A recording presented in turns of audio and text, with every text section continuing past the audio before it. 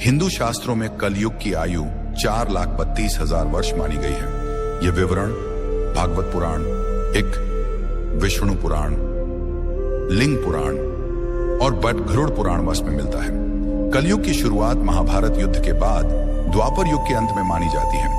वर्तमान में लगभग 5,000 वर्ष बीत चुके हैं और अभी भी लगभग 4,27,000 वर्ष शेष हैं। इन ग्रंथों में कलयुग के लक्षण, मानव व्यवहार और इसके अंत के संकेतों का वर्णन किया गया है, जो हमें इस युग की चुनौतियों के प्रति सचेत करते हैं। महाभारत के युद्ध की समाप्ति के पश्चात जब धर्मराज युधिष्ठिर हस्तिनापुर के सिंहासन पर आसीन हुए, उनके मन में सृष्टि के भविष्य को लेकर अनेक प्रश्न और चिंताएं उत्पन्न हुई। द्वापर युग अब समाप्ति की ओर था और कलयुग के आगमन के संकेत स्पष्ट रूप से दिखाई देने लगे थे।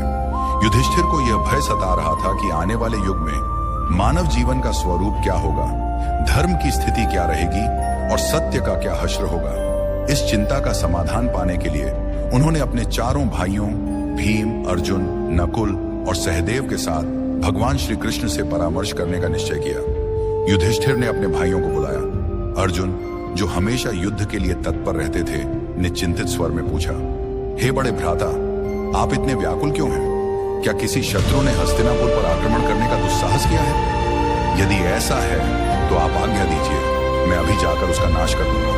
युधिष्ठिर ने गहरी सांस लेते हुए कहा, हे अर्जुन, मैं तुम्हारे पराक्रम से भली भांति परिचित हूँ। इस पृथ्वी पर कोई भी शत्रु इतना साहसी नहीं कि हस्तिनापुर पर आक्रमण का विचार भी करे। मेरी चिंता किसी बाहरी शत्रु से नहीं, बल्कि कलयुग के आगमन से है। मुझे यह भय सता रहा है कि आने वाले समय में मानव समाज किस दिशा में जाएगा, धर्म और सत्य की क्या स्थिति होगी। भीम, जो अपने बड़े भाई की हर चिंता में सहभागी होते थे, बोले, हे भैया, आपकी चिंता हमारे मन में भी भय और अनिश्चितता उत्पन्न कर रही है। कृपया हमें बताइए कि कौन सा संकट हमारे सामने है।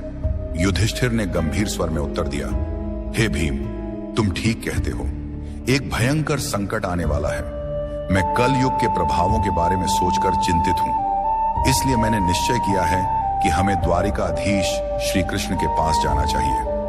केवल वही हमें इस चिंता से मुक्ति दिला सकते हैं। सभी पांडवों ने युधिष्ठिर की बात से सहमति जताई। अर्जुन ने कहा, आप सत्य कह रहे हैं भैया, श्री कृष्ण ही इस समय सबसे ज्ञानी और भविष्य दृष्टा है। हमें उनके पास जाना चाहिए। भीम ने भी उत्साहपूर्वक कहा, हे धर्मराज, मैं आपके साथ हूं। हम सब द्वारिका चलकर श्री कृष्ण से परामर्श करेंगे। इस प्रकार सभी पांडव द्वारिका की ओर प्रस्थान करने लगे। द्वारिका की पवित्र नगरी में पहुंचकर पांडवों का भगवान श्री कृष्ण ने हार्दिक स्वागत किया। युधिष्ठिर ने उनके चरणों में प्रणाम करते हुए कहा, हे केशव, आपको बारंबार नमस्कार। आप तो अंतर्जनानी हैं। द्वापर युग अब समाप्त होने वाला है और कल युग के संकेत दिखाई दे रहे हैं। मैं यह जानना चाहता हूं कि कल युग में मानव का